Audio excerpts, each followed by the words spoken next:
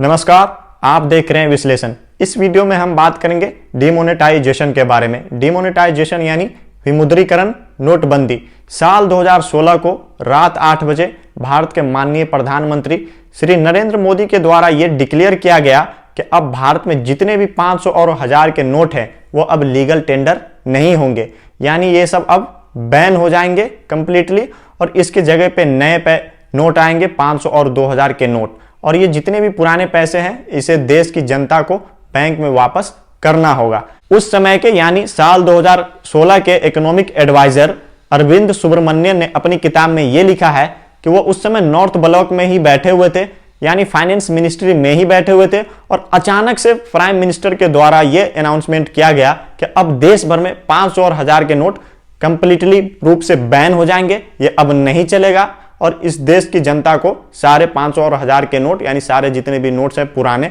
वो अब बैंक में वापस करना होगा और इसके जगह पर नए नोट आएंगे। यानी इस तरह का डिसीजन लिया गया सेंट्रल गवर्नमेंट के द्वारा, जो कि खुद इकोनॉमिक एडवाइजर अरविंद सुब्रमण्यम को भी इस बात की जानकारी नहीं थी।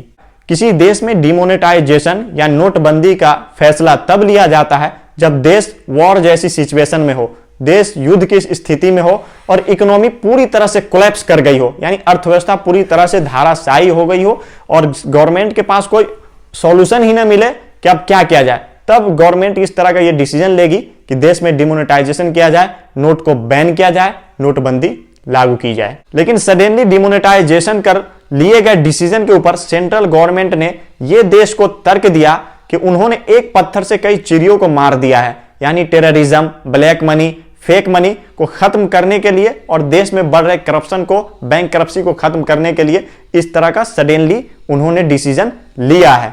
और उन्होंने ये भी बताया था कि इस तरह से देश को, इंडियन इकोनॉमी को कैशलेस इकोनॉमी बनाया जाएगा, यानी डिजिटल इकोनॉमी की तरफ देश को प्रमोट किया जाएगा। और इस तरह के लिए गए अचानक फैसले से देश की जनता यानी देश बिल्कुल पूरी तरह से चौंक गया था, यानी बिल्कुल खबर नहीं था कि इस तरह देश में भी इस तरह का फैसला लिया जा सकता है।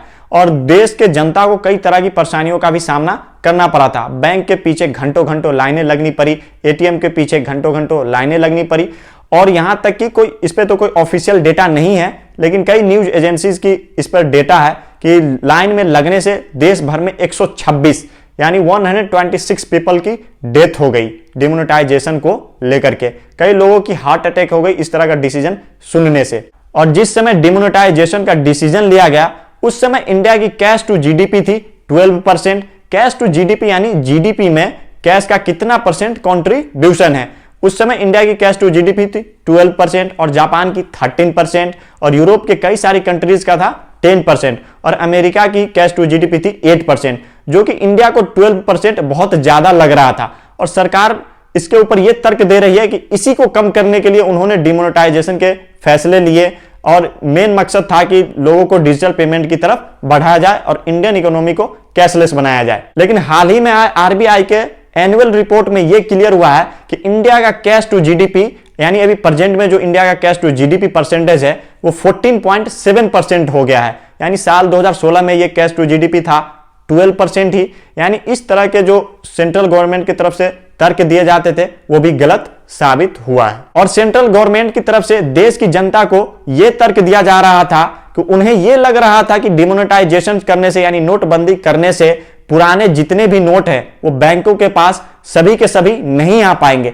लेकिन जब साल 2018 में आरबीआई की एनुअल रिपोर्ट आई जिसमें यह खुलासा हुआ कि जितने भी पुराने नोट थे वो बैंकों के पास 99.3% तक वापस आ गए हैं, यानी इस तरह का तर्क भी सरकार का गलत साबित हुआ। टाइम्स ऑफ इंडिया ने अपने वेबसाइट पे आरबीआई की लेटेस्ट रिपोर्ट को साझा किया है जिसमें यह कहा गया है कि नोट सर्कुलेशन इंडिया में 4 नवंबर 2016 तक 17.74 लाख करोड़ ही थी, जो कि 29 नवंबर 2021 को बढ़ करके यानी 5 साल के बाद ये और भी ज्यादा बढ़ गई और हो गया 29.17 लाख करोड़। यानी यहां पर भी जो सेंट्रल गवर्नमेंट के द्वारा तर्क दिया जा रहा था कि देश में कैश सर्कुलेशन को कम करना है, नोट सर्कुलेशन को कम करना है, यह भी तर्क गलत साबित होता हुआ यहां पर दिख रहा है।